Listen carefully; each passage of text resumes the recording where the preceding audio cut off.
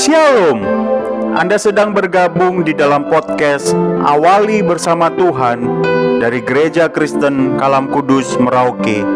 Kami berharap podcast ini akan menjadi berkat bagi Anda dalam mengawali hari ini. Selamat mendengarkan, Tuhan Yesus memberkati.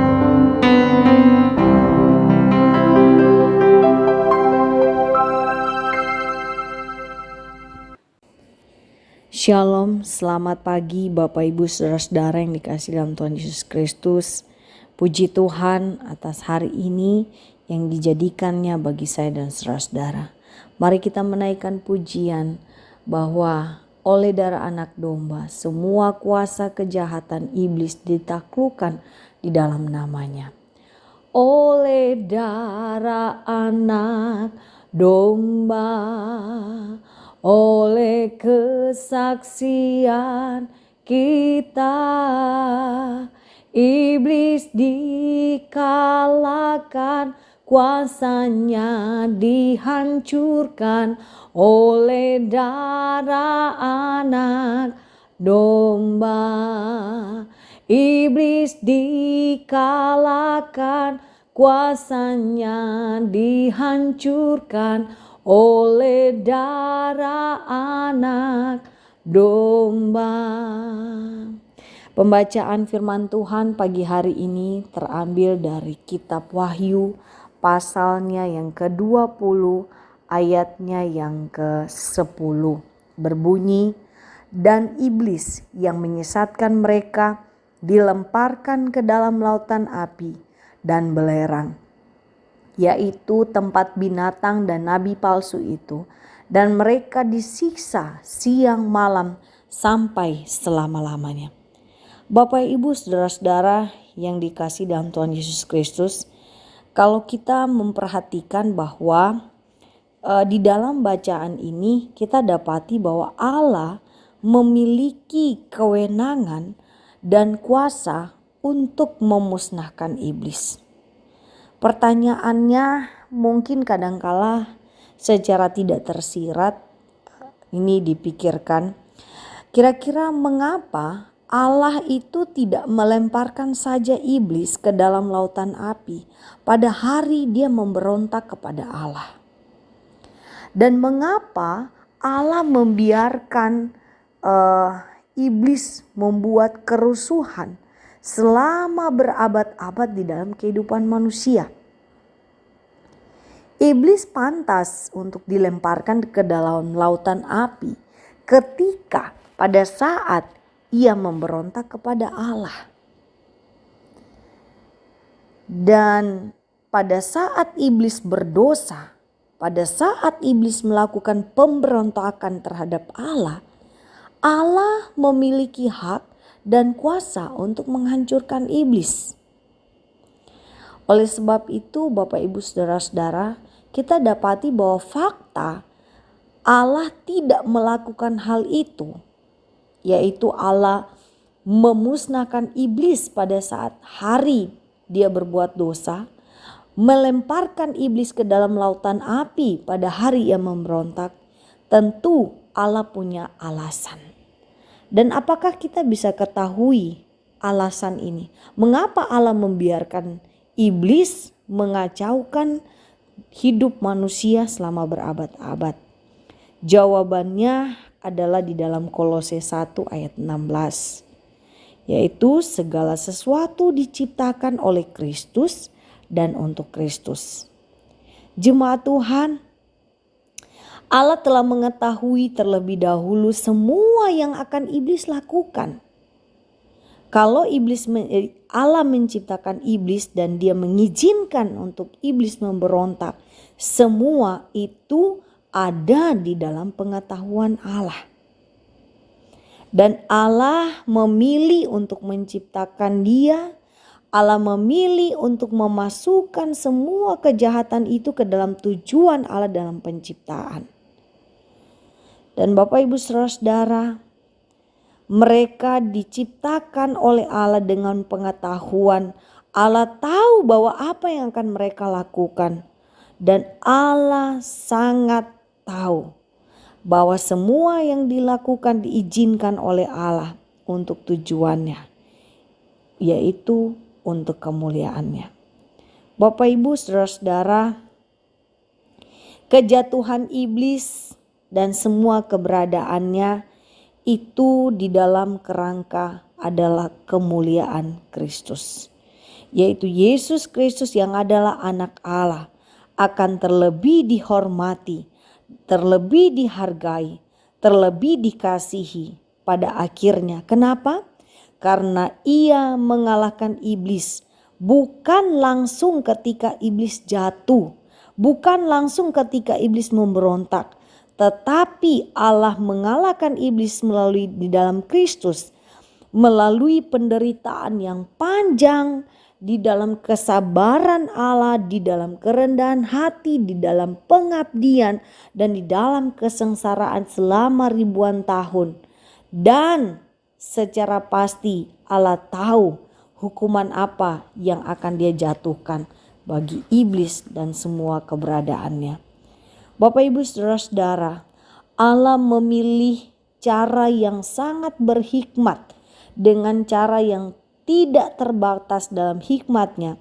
Dia menyatakan rangkaian kepenuhan Kristus, yaitu dengan membiarkan iblis jatuh dan melakukan pekerjaannya selama ribuan tahun.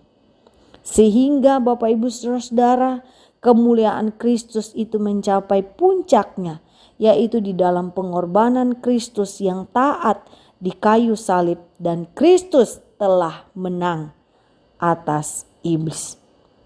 Oleh sebab itu Bapak Ibu Saudara-saudara, jikalau hal ini menjadi pengetahuan kita, jikalau hal ini menjadi kebenaran yang dinyatakan dalam Alkitab, bagaimana saya dan saudara-saudara harus berelasi dengan kejahatan? Bagaimana kita harus berpikir, merasa dan bertindak terhadap semua kejahatan yang dilakukan oleh iblis di dunia ini? Bagaimana kita memandang kematian anak-anak yang masih kecil akibat berbagai peristiwa-peristiwa kejahatan? Bagaimana kita hadapi kejahatan-kejahatan dan korbannya adalah orang-orang yang tidak melakukan hal itu? Bagaimana kita menanggapi hal ini? Bapak Ibu Saudara-saudara, saya berikan pada hari ini beberapa hal yang kita dapat pikirkan dan kita dapat lakukan terhadap kejahatan. Yang pertama Bapak Ibu Saudara-saudara, berdasarkan Efesus 1 ayat 11. Jangan pernah merasa putus asa bahwa dunia yang jahat ini berada di luar kendali Allah. Apapun yang Bapak Ibu Saudara-saudara alami, bahkan mungkin itu terjadi di luar batas kemampuan Bapak Ibu Saudara-saudara jemaat, percayalah bahwa Ia di dalam segala sesuatu bekerja menurut keputusan kehendaknya. Jangan pernah merasa putus asa bahwa dunia yang jahat ini berada di luar kendali Allah. Itu yang pertama. Yang kedua, jangan pernah menyerah kepada pemikiran bahwa segala kejahatan yang terjadi ini tidak masuk akal dan seolah-olah Allah melepaskan tangannya. Berdasarkan Roma pasal 11 ayat 33 ayat 36. Oh, alangkah dalamnya kekayaan hikmat pengetahuan Allah. Sungguh tidak terselidiki keputusan-keputusannya dan sungguh tidak terselami jalan-jalannya. Sebab segala sesuatu adalah dari Dia, oleh Dia dan kepada Dia, dan bagi Dia kemuliaan sampai selama-lamanya. Jangan pernah menyerah. Yang ketiga, jangan pernah tunduk kepada pemikiran bahwa Allah berbuat dosa, atau Allah bertindak tidak adil, atau Allah bertindak tidak benar di dalam cara Ia mengatur alam semesta, termasuk kehadiran iblis di dalam alam semesta. Firman Tuhan di dalam Mazmur 145 ayat 17 menyatakan, Tuhan itu adil dalam segala jalannya. Oleh sebab itu, jangan pernah tundukkan hidupmu, pikiranmu kepada pendapat, pemikiran bahwa Allah berbuat dosa atau dia tidak adil atau tidak benar di dalam cara ia mengatur alam semesta. Dan yang terakhir Bapak Ibu Saudara-saudara, yang keempat, jangan pernah meragukan bahwa Allah sepenuhnya ada di pihak saudara di dalam Kristus. Jika saya dan saudara-saudara mempercayakan hidup saya dan saudara-saudara kepadanya, maka saya dan saudara-saudara berada di dalam Kristus. Jangan pernah meragukan bahwa semua kejahatan yang menimpa saudara, bahkan jika kejahatan itu merenggut nyawa saudara, itu adalah tindakan disiplin Allah yang penuh kasih, yang memurnikan, menyelamatkan, yang diberikan di dalam kasih seorang ayah. Ini bukan ungkapan hukuman kepada kita, karena murka Allah itu telah ditimpakan di dalam kasih Kristus yang telah dia tanggung di kayu salib. Namun ini bagian dari apa yang dikatakan di dalam Ibrani 12 ayat 6. Karena Tuhan menghajar orang yang dikasihinya dan ia menyesah orang yang diakuinya sebagai anak. Kiranya Tuhan menolong saya dan saudara-saudara, kepenuhan Kristus yang melampaui segala akal, damai sejahtera Allah menaungi hati dan pikiran kita, sehingga kita hidup di dalam pemikiran yang benar tentang Allah dan menghadapi segala kejahatan yang diizinkan oleh Tuhan dengan satu keyakinan bahwa Allah mengendalikan segalanya untuk tujuan kemuliaannya. Tuhan menolong kita hari ini. Mari kita berdoa. Terima kasih Tuhan untuk kebenaran-Mu.